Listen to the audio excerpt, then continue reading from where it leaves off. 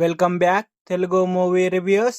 తమిళ actor అయిన సత్యరాజ్ గారు, వశిష్ఠ ఎన్ సింహ, ఉదయభాన్ గారు, సత్యం రాజేష్ గారు, క్రాంతి కిరణ్, సాంచి రాయ్, మేఘన కీలక పాత్రల్లో నటించిన మూవీ త్రిబాణాధారి బార్బరిక్. ఈ మూవీ ఈ ఆగస్ట్ 29న థియేటర్లో రిలీజ్ కావడం జరిగింది. మూవీ ఎలా ఉంది అంటే బాగుంది. మూవీ యొక్క స్టోరీ విషయానికి వస్తే, శ్యామ్ కతు అలియాస్ సత్యరాజ్ గారు ఒక సైకలాజిస్ట్ అన్నట్టు. అయితే అతని మనవరాలంటే అతనికి ఎంతో ప్రాణం అన్నట్టు. అయితే ఒకరోజు అతని మనవరాలైన నిధి అలియాస్ మేఘన గారు కనిపించకుండా పోతారు. తాను కనిపించకపోవడంతో అతడు పోలీసుల్ని ఆశ్రయిస్తాడు సత్యరాజ్ గారు. అయితే ఈ కేసుని కానిస్టేబుల్ అయిన చంద్ర అలియాస్ సత్యం రాజేష్ గారు డీల్ చేస్తారు. మరోవైపు మధ్యతరగతి కుటుంబానికి చెందిన రామ్ అలియాస్ వశిష్ఠ సింహ గారు విదేశాల్లో ఉద్యోగం కోసం ప్రయత్నిస్తూ ఉంటాడు. దానికోసం 30 లక్షలు కావాల్సి ఉంటుంది.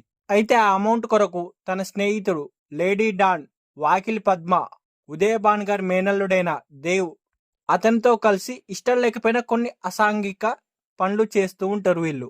అయితే దేవ్కి జూదం అంటే చాలా పిచ్చి అన్నట్టు. అత్త వాకిలి పద్మకు తెలియకుండా డ్రగ్స్ మాఫియా లీడర్ అయిన దాస్ అలియాస్ రాజేంద్రన్ గారి దగ్గర లక్షల్లో అప్పు చేసి జూదంలో అమౌంట్ పోగొట్టుకుంటాడు.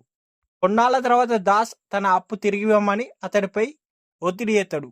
దీంతో డబ్బు కోసం రామ్ ఓ ప్లాన్ వేస్తాడు.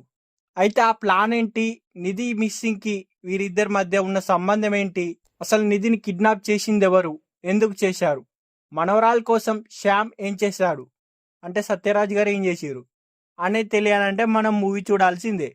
ఈ మూవీ యొక్క విశ్లేషణ విషయానికి వస్తే, టైటిల్ని చూస్తే మాత్రం ఇది మైథలాజికల్ ఫిలిం అనుకుంటాం, కానీ ఇది ఒక routine investigation and crime thriller movie.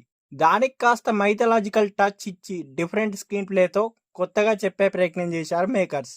కథ మాత్రం రొటీనే అయినా స్క్రీన్ ప్లే మాత్రం చాలా కొత్తగా ఉంటుంది. ఒకేసారి 2 డిఫరెంట్ స్టోరీలను చెప్తూ చివర్లో ఆ రెండింటి మధ్య ఉన్న సంబంధాన్ని రివీల్ చేసిన విధానం మాత్రం మనల్ని ఆకట్టుకుంటుంది. ఈ 2 ఎపిసోడ్ల మధ్య లింక్ ఉంటుందని ఊహించినా కానీ ఆ లింక్ని ఎలా కొనసాగిస్తాడని క్యూరియాసిటీని మాత్రం చివరి వరకు కొనసాగించడంలో మాత్రం డైరెక్టర్ విజయం సాధించాడని చెప్పవచ్చు. మహాభారతంలోని ఘటోత్కచుని కొడుకు బార్బీర్కుడు త్రిబాణంతో కురుక్షేత్రంను ఆపగలడు. ఆయన దగ్గర ఉండే 3 బాణాలకు ఒక్కో ప్రత్యేకత ఉంటుంది. వాటిని తెలియజేస్తూ ఆసక్తికరంగా స్టోరీని ప్రారంభించాడు డైరెక్టర్. ఆ తర్వాత తాత మనవరాలి స్టోరీని పాటలోనే ఎమోషనల్గా చూపించారు. అదే సమయంలో మరో ఎపిసోడ్లో సత్యతో రామ్ లవ్ స్టోరీ, వాలీకి పద్మ నేపథ్యం, దాస్ డ్రగ్స్ దందా ఇవన్నీ చూపిస్తూ స్క్రీన్ ప్లేని ఆసక్తిని పెంచేశాడు.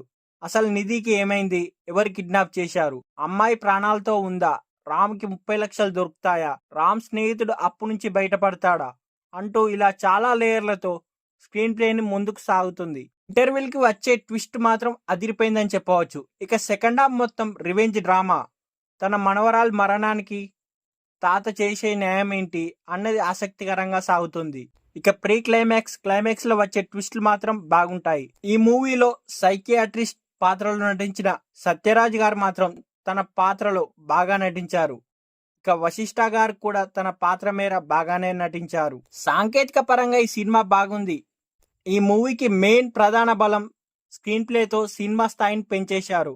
మొత్తానికి ఈ మూవీ గురించి చెప్పాలంటే మూవీ మాత్రం బాగుంది. ఓటీటీకి వచ్చిన తర్వాత చూడాలనుకుంటే చూసేయండి. థియేటర్లో కూడా చూడవచ్చు. మూవీలో కంటెంట్ ఉంది, ఒకసారి చూసేయచ్చు.